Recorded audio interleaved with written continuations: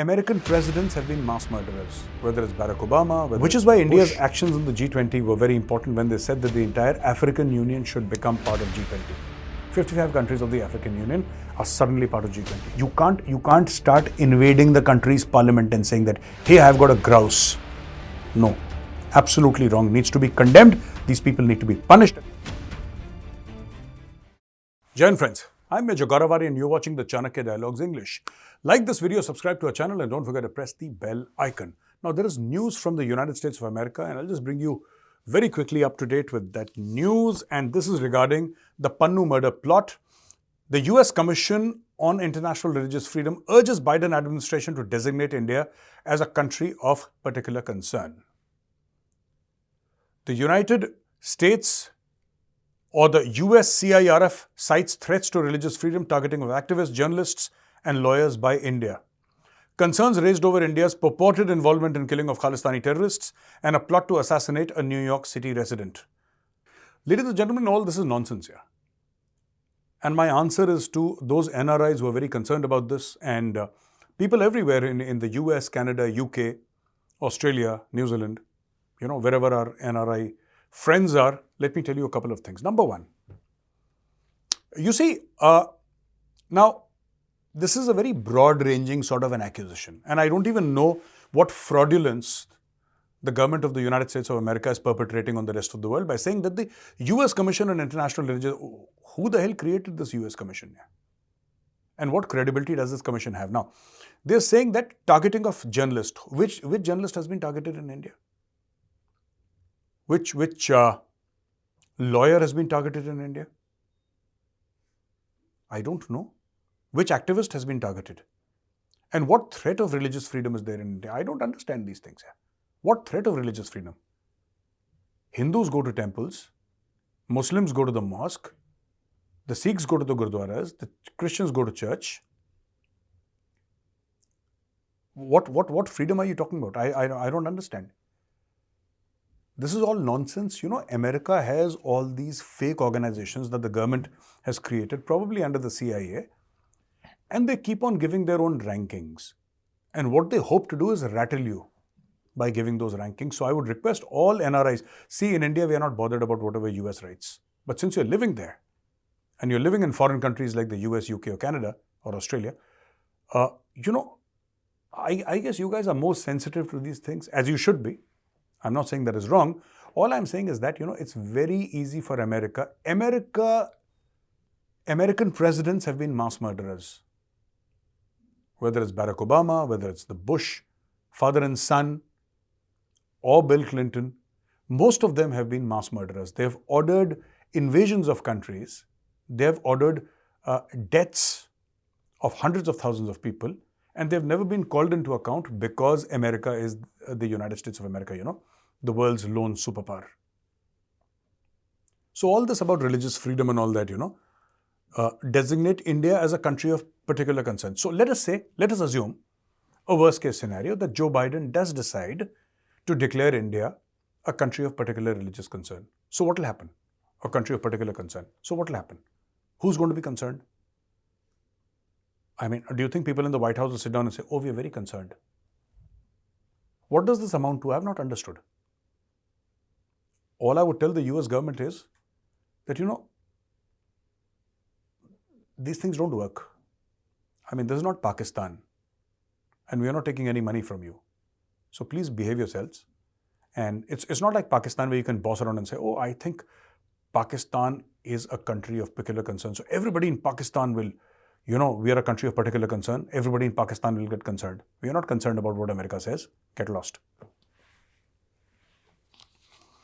And Dr. Jaishankar takes a sharp dig at the United Nations Security Council. He says that the United Nations Security Council is an old club resisting new members and reforms. He also says that he notes a lack of willingness amongst existing members to let go of control and have their practices questioned. Describes the UN's failure to reform as diminishing its effectiveness. Global sentiment supports reforms in the UN Security Council to address current challenges. Jaishankar warns the UN's resistance to change may render it anachronistic. Earlier, he compared the permanent members to bus passengers unwilling to give up their seats. Now, The United Nations Security Council came into existence after the Second World War, which is after 1945. Okay? And these members were, these countries were said, okay, these countries will, after Second World War, they said, okay, there will be a United Nations and these countries will form the basis of the Security Council, permanent members, non-permanent members, etc. The problem is that in 78 years, nothing has changed. Absolutely nothing has changed in 78 years. The same members, the world has changed in 78 years. We have seen information technology, you've seen a media revolution, you've seen social media, you've seen countries like India, which during independence, the life expectancy was something like 35, 40 years, right? Today, India is giving vaccines to the world. Everything has changed. The nature of the world has changed. But the United Nations Security Council has not changed. So it is essentially a grouping of a few for the few. Which is why India's actions in the G20 were very important when they said that the entire African Union should become part of G20. 55 countries of the African Union are suddenly part of G20. You become more powerful when you take people along. You don't become more powerful when you exclude people. You see? This is very important. What the United Nations Security Council is doing is, when you deny India, you are denying the most populous country on earth. The 5th largest economy, going to become the 3rd largest economy. Until when are you going to deny? Till when? India will become the 3rd largest economy very soon, will remain the most populous nation. Then what are you going to do? Then what are you going to do? You're treating it like the Delhi Gymkhana, where it's almost impossible to become a member. Okay. Also, this whole thing about the parliament, the intrusion in the parliament, and first of all, needs to be very strongly condemned. And I don't speak about politics often, ladies and gentlemen. I avoid talking about politics. And often my excuse is that I do not know about politics. That's not true. That's not true. I read newspapers. I have an opinion. I don't want to give my opinion because, I think I should stick to geopolitics and foreign affairs and national security. That is my forte, and I should not venture into areas that I do not, are not my core expertise. But like every other Indian, I've got an opinion on politics. And I've been under a lot of pressure, not pressure exactly, but a lot of people coming up and saying that I was traveling recently and people said that, why are you not commenting on this parliament thing? So today I'll take a break from tradition and I'll comment. First of all, needs to be condemned. Absolutely wrong. Security loopholes need to be addressed. And the people who let this happen need to be fired. Number 3, these guys who managed to enter the parliament, who's behind them? Because anybody who says that, we are sick of unemployment, even I was unemployed. When I left the army, I had no job. I was working in a tea garden in Assam where I was stabbed in the stomach. I still have those scars. In the Golu series, I discussed this, if you remember. Even after that, I was supposed to join an organization the next day, on Monday. And on Sunday, I get a call saying that we are withdrawing. And I said, why? What is the reason that you're withdrawing? They said, no, everything is good. But, the top management from Europe has decided that we don't require this position any longer. I was also unemployed. I was frustrated. I did not like it one bit. But you don't start entering the country's parliament. And who are these guys? I was an officer of the Indian Army. I had a weapon in the house and I was trained to use it. Did I? No. Intent matters. Who are these people who say that they're jobless, but they have money to fly in planes, go abroad? Who are these people? We need to find out who is behind them. And whatever your excuse, my friends, whatever your excuse, whatever the provocation, you cannot enter the Indian Parliament like that. This is nothing short of an attack. And we must come down very, very harshly upon it. Everybody who's involved in this. And I don't understand why so many politicians are saying, no, it's a cry for help. It's not a cry for help. It's not a bloody cry for help. These are the same politicians who were calling Burhan Wani a headmaster's son. After that journalist called him a headmaster's son, everybody said, oh, he's a headmaster's son. A poor headmaster's son. Please do not defend the indefensible. This is a crime. You cannot, there is nothing bigger than the parliament. You cannot enter the parliament. You cannot do this. Whatever your problem. And this whole thing about joblessness, I believe it's not the government's job to give you a job. It is the government's job to create conditions where you can get a job. Everybody wants a government job. It's not possible. It's not possible. The country will go bankrupt. It'll go bankrupt in 3 months if everybody gets a government job. You get a job. I don't have a government job. It's okay. So figure out, work hard, improve your skills, and of course you'll get a job. Most people do get a job, but it's not like you can't start invading the country's parliament and saying that, hey, I've got a grouse. No, absolutely wrong. Needs to be condemned. These people need to be punished, and who are behind these people need to be found out, and they need to be identified and also punished. That is my take. And Congress General Secretary Jairam Ramesh, he's saying that Prime Minister Modi is running away from a debate on the parliament security breach and hinted that the opposition's impasse with the government over the issue will continue until Home Minister makes a statement in the House. I think these are all excuses. Jairam Ramesh should focus on winning elections. That's your primary job, Mr. Jairam Ramesh. You're losing every election and you want a debate. Why do you want a debate? Why don't you just work? What is this obsession with debates and making statements and all that nonsense here? I mean, why don't you just do your work? You're getting paid by taxpayers' money. You probably have a house paid by the government, which you're getting at very low rates. You probably have a staff. You have all these facilities. It's being paid by people like me. Please do your job. Stop this whole halla gulla of, we'll have a debate on this and we'll have a debate on that. I can ask my good friend Arnab Goswami to give you a job in Republic TV, yeah? If you're so fond of debating. We'll give you a prime time slot. Invite 4 guests for and 4 guests against the motion and start debating every day. If that's what gives you your jollies, yeah. I don't understand this thing. It has been said that there is an inquiry committee being set up. They're investigating into it. It'll take time. Whenever the time comes, whenever the entire report is there, government will make a statement in public or in parliament, wherever. But you want to stall the working of parliament. Go, no, make a statement, have a debate. Get to work, for heaven's sake, you're getting paid for it. And I'm sorry I'm saying this, I don't talk on politics, but today I'm forced to talk on politics. Had you been in the private sector, you'd been sacked. Your boss would have sacked you for non-performance. Because all you want to do is debate. There is no scope for debate. Get to work. Show up early in the morning.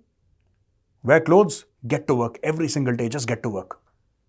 Like every honest Indian does. Don't say, I want a debate on this, I want a debate. What are you going to do with the debate? What work have you done? Do work. Don't stall the parliament. Object to what the government is doing. You're in the opposition, it's your job. Bring it out in front of the people. That, we don't agree with the Modi government and this is what they're doing is wrong. That is your job. But your primary job, sir, is to win elections for the Congress party.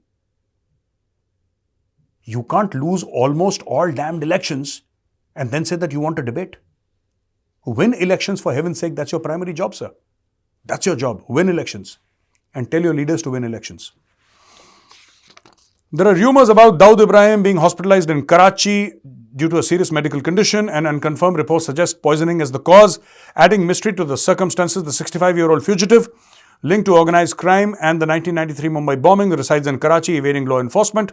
Both Pakistani and Indian authorities have not officially confirmed the hospitalization, maintaining secrecy. I hope Dawood Ibrahim dies.